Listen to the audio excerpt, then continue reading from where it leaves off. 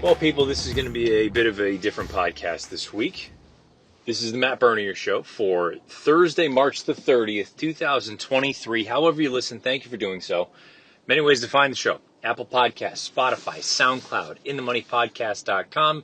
You can also, that I think is going to get a better over if horses. All you need has a legitimate Bernier Show. You will get this episode along with the, 100 Barnes effort or something like that. I apologize for a guy and with that number ahead of time, and I apologize. I thought it was a good, if the audio is not ideal this time around, but as has been the case in the past, the podcast takes place in random spots. This time, it's beginning in Little Rock, Arkansas, and it will wind up in Hot Springs, Arkansas. Probably won't be the duration of it, but I really don't have any other choice. So I'm recording this on my phone as I drive. No, it is not, I'm not yelling into the phone, not holding it up right to my face. I've got it on speaker, and I have two hands on the wheel. Onto Airport Road. You may hear the navigation as we go. And I'm sure some people this will piss off to no end. But this is the only way this is going to get out in a timely fashion. Because by the time I get to the hotel, I get food, I record, I send to producer Craig back in New Jersey. This thing will not get up until, Craig's got a full-time job that he's got to deal with also. So this probably wouldn't get up until, midday Friday, late Friday, and it's an important weekend. So I want to get this done right to stay on Airport Road. And get some thoughts out there, okay? Good news is we only have two major Derby preps this weekend, the Florida Derby and the Arkansas Derby. I am in Arkansas for the Arkansas Derby. The Florida Derby, there's not a hell of a lot to talk about, but I do have a couple ideas anyway. But first thing, before we look on Airport Road. I don't know if you guys can hear the lady talking to me, but I apologize if it's extremely loud. It'll quiet down for half a mile. Once I get onto the highway. Before we get into this week's racing, though, I think we're at that time where you have to go back and talk about what happened last weekend. The three big point races. You had the Louisiana Derby, you had the Jeff Ruby Stakes, and you had the UAE Derby. And this is going to be a bit of just a stream of consciousness this week, as opposed to taking horses in post-position order or anything like that. But going back to last week's races, let's begin with the run over at Meydan in Dubai. And Derma Sotogake wins, does so impressively, fast time, just the raw sort of in 1,000 number. feet, use the right lane to take the I-440 West ramp. And the immediate reaction from many people is, it's the UAE Derby, it's never been a good race. Why would it be a good race or an important race? Take the I-440 West ramp, then merge onto I-440 West. This time around. And I think two things can be true at the same time. The fact that the UAE Derby has historically not been a productive prep race the first Saturday in May is accurate. And I can't argue with anyone who just looks at it and says, a fact is a fact. Those horses have not come over here and done very well. Having said that, I think it's extremely arrogant to just automatically assume I-440 West for 2 miles. that because it's never worked or those horses have never done anything in the past, it doesn't mean that they're incapable of doing anything in the future. And I have a hard time just sitting here saying, just because it's never worked before doesn't mean it can't ever work. That whole thing with Justified with the 2-year-old curse and yada, yada, yada. Oh, wow, there's a tire that has exploded from a tractor trailer all over the road. Again, you don't typically get this kind of stuff. Typically the pod is done from a hotel room. It's nice and quiet. I guess occasionally from an airport. No, we are on the highway, baby, and there is a tractor trailer tire all over the road. All right, where was I? So the notion that Derma Sotogake is not a horse that you have to at least consider for the first Saturday in May, to me is kind of crazy. And going another step, it's crazy because I feel like it would be so foolish to just ignore what the Japanese contingent has done internationally over the past, call it 18 months, 2 years, I guess. In half a mile, take the exit on the left toward I-30 West. To think that they can win everywhere but the United States on Kentucky Derby Day is, I mean, how dumb is that? Why is that the one race that they couldn't win? That to me is just such a crazy notion, a crazy thought that, again, if you just look at it in a vacuum and you say, well, they've never had any success here, fine, but I don't know, I think it's a dangerous thought in general to just assume on I-30 West for 27 miles. that because things have never happened before, that they will never ever happen. That just seems kind of crazy to me. So, I thought Derma Sotogake was good. And I think, especially as a horse that has a little bit of speed, he could be interesting. Not saying I'm going to pick him, but I think it would just be very foolish to just blanket statement say, because the Japanese horses or the horses from the UA Derby have never done anything good, that they can't, especially with the way that Japanese runners have done internationally. That's your prerogative, but I think that would be crazy. Let's go to the Louisiana Derby, which chronologically I guess is the last race, but we'll go there. Because very similar to the idea behind Derma Sotogake, I've seen some folks look at Kingsbarns and say, how could you possibly back a horse like that following such a soft pace? Well, two things can be true at the same time, can't they? The pace was that of a snail's, but the horse ran, and, many handicappers would look at it and say, well, he ran primarily because he had such a soft setup. I think part of that is true. I think to just dismiss this horse as, a complete afterthought because of this setup, I think that's a very rash decision, because he's clearly shown that he's got ability. And Todd Pletcher threw him into the deep end, knowing that Louisiana to this point has been the strongest path to Louisville. So I thought he ran, again, it's you take it all with a grain of salt. The pace certainly aided him, but I don't get the impression that he's the kind of horse that needs everything to go his way in order to be successful.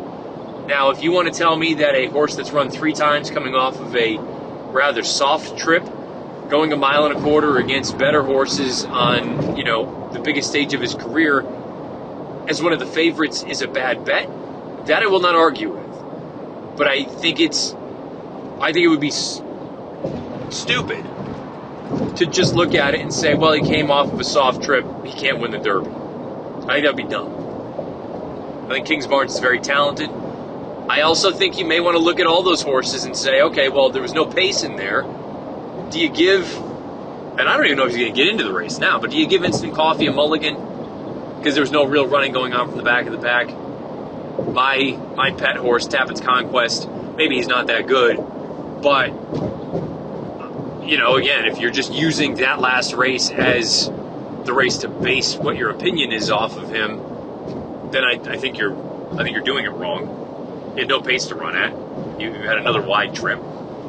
Again, maybe he's just not that good, but that's not the race to gauge his ability or level of competency off of. So, the Louisiana Derby, I think that'll be a very polarizing race for handicappers, because I think some folks will look at it and say Kingsbarns has done nothing wrong, and we have seen, other horses that are lightly raced that look good but haven't run particularly fast go to Louisville and absolutely flounder. Who knows? Maybe he will, maybe he won't. And we wrap up the quick little recap with what I think is actually the most intriguing race of the weekend.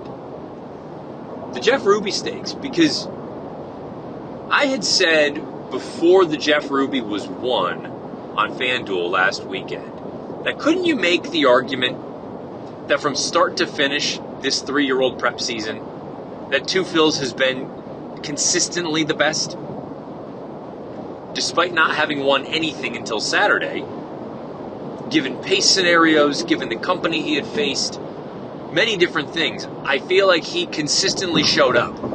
And that's more than you can say compared to the vast majority of these 3-year-olds to this point. Many of them show up, lay a dud, this, that, or the other. He just kept showing up. And it was I thought, an oddly confident move. And I don't mean oddly in a disparaging way, but Larry Rivelli ships a horse away from the fairgrounds, a track that he knows he handles and runs well over, to try a surface for the first time. And I know Rivelli is a master at, getting horses ready to run on synthetic, but it's still, you never know. And not only does he take to it, he takes to it like a duck takes to water. He powers home.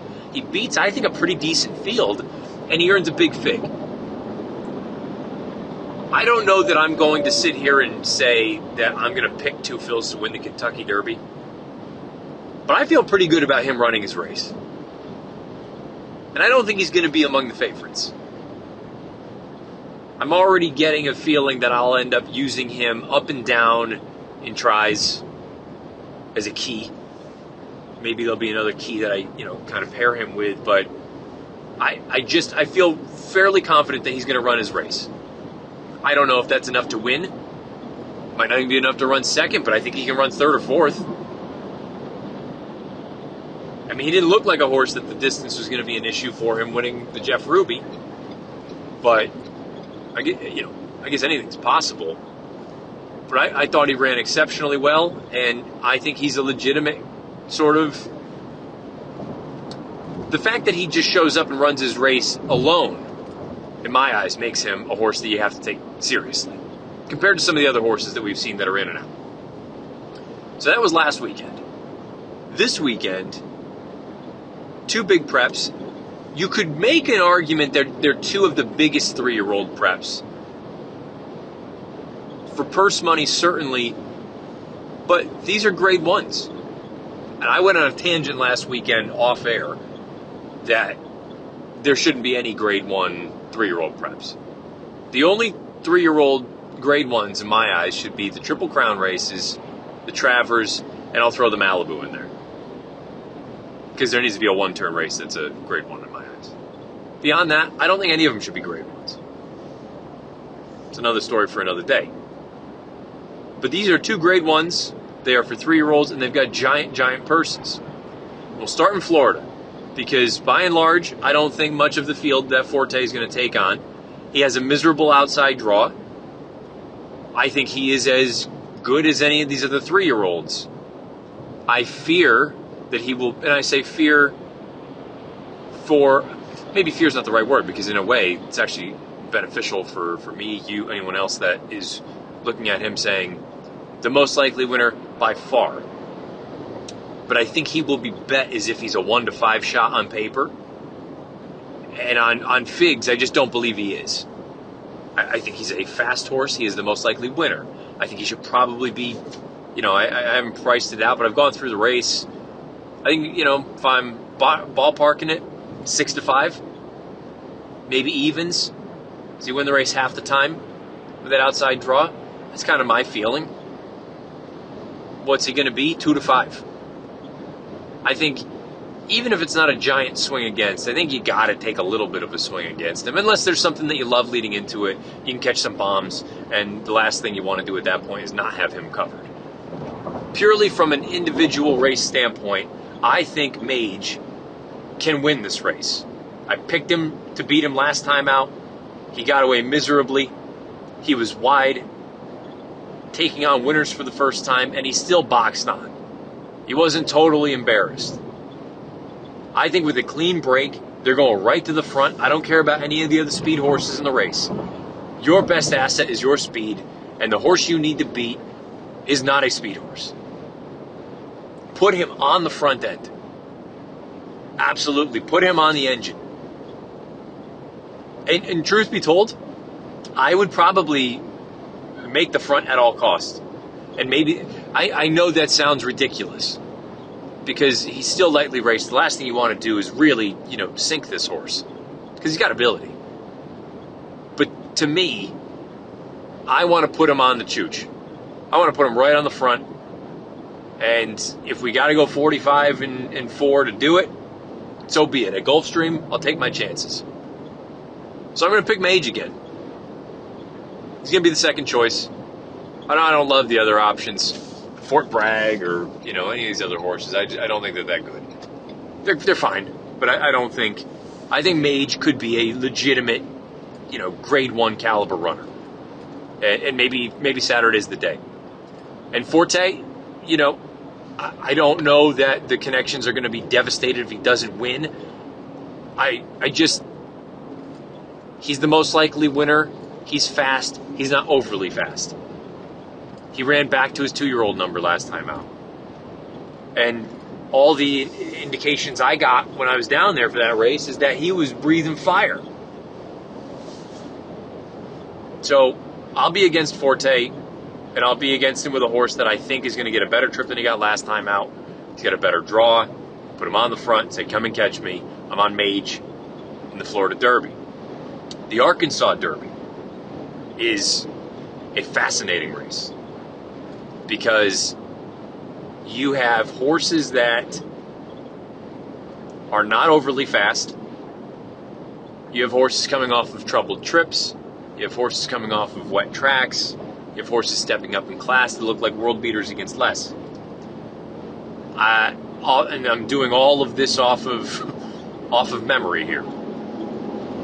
Reincarnate, I believe, is the favorite at 5-2, and going back to the Rebel, a race that I am not in love with, still, I think Reincarnate has a legitimate argument to be made that he may have been maybe not best, but if Confidence Game was 1A, he was probably 1B. I just don't know that I need to take him at a short number. I don't think he's got a giant edge on anyone in here. And again, a very, very logical runner. Wouldn't be a surprise at all if he were to win the race. Harlecap. When I first went back and watched the Risen Star, I said, look, he was still plugging along at the end of a race where the pace kind of fell apart. But I look at it now and I go, well, how good is he actually? He's got that one big fig on his page, and he went gate to wire at Santa Anita. I think there's going to be some hitting early on in this race. I don't think it's going to be crazy fast, but I think it'll be fast. Fast enough that horses from off the pace, including Angel of Empire, should have every chance to get it done if they're good enough. Speaking of Angel of Empire, I think a lot of people, I shouldn't say a lot of people, that's generalizing, folks will pull up the chart for the Louisiana Derby, and they will see that aside from two fills, the figures are not overly fast. And the finishes are not all that strong. And I think that will lead some folks to incorrectly conclude that the Risen Star and the path through Louisiana wasn't that good. When in reality, as I talked about when we went over the Kingsbarns effort, many of those horses ran in the Louisiana Derby, and they were horses coming from off the pace, of which there was none. So, A, they're not going to have quality finishes, but B, they're not going to have fast figures either. So I think there's a chance anyway. I don't know how crazy people are going to go, but Angel of Empire, I still think he's a good horse. I think he ran a big race in the Risen Star. He had a great pace that day, but I think the form of that race is going to look a hell of a lot worse than it truly is when you kind of go through it. I'm not picking him, though. I'm not picking Reincarnate. Some of those horses stepping up in class, the Chris Hartman horse is very fast. McPeak's horse, visually, that half-mile move was outstanding. I'm not picking either of them. I'm going back to that Rebel that I don't love as a whole. And I may not love the race, but I do like a horse who on Thoroughgraph is improving. He is paired up by her tops of 84. And he goes out for a guy in Wayne Lucas that can win these kind of races at big numbers. And that's the key. He's going to be a price. I like Bourbon Bash to win the Arkansas Derby. Now, my biggest fear for Bourbon Bash, it's not necessarily that he may not be fast enough, which is a legitimate concern right now. He's got to improve. If I'm being real, my biggest concern is that I don't know that he wants to go this far. The bottom part of that pedigree is very sprinty. But his run in the Risen Star Rebel, the second Derby preps for those two tracks have to be ours. His run in the Rebel was far better than I think it looks if you just look at the chart. He was spun extremely wide going around the first turn. He was, within a handful of lengths of the front, which was a fast pace down the backside. Widen in amongst horses, rounding the far turn. By the way, looming up like he's going to run a big one. Then he gets in a little bit tight and he flattens out at the end of the run. I thought it was a good enough effort. And it would be one thing if I thought there was a killer in this race. I just don't. I think it's a good field, but I think it's a field that can be had. And I want a horse that's going to be a price, that I think is on the upswing, and goes out for good connections that can win big races like this. So I'm going to pick and I'm going to bet him because he can't be any shorter than 10-1. He's 15 on the line. I think Bourbon Bash is in with a chance to upset Saturday's Arkansas Derby at Oaklawn Park. Let me know your thoughts about both of those races and about the prep races from last weekend in general. The Need the Video player on YouTube or on Twitter at Bernier_Matt. I have 34 minutes left in my ride. I'm going to get some food, take a shower, get ready for the Friday card. I will be on for the back half with Mike Joyce, FanDuel TV. I will be on the back half of Saturday's card, leading into and including the Arkansas Derby and the Florida Derby. There's a big crew of folks here in town this weekend. Big crew of folks down in South Florida. Again, where the rubber meets the road. Let me know where you think these 3-year-olds stack up at this point in the season. You're going to have 2 more tickets punched for the first Saturday of May on Saturday afternoon this week in Hot Springs and in Hallandale Beach. Best of luck, however you play, whatever you play, and wherever you play. Might be episode 154. Not totally sure, but we'll go with that. Episode 154 of the Matt Bernier Show.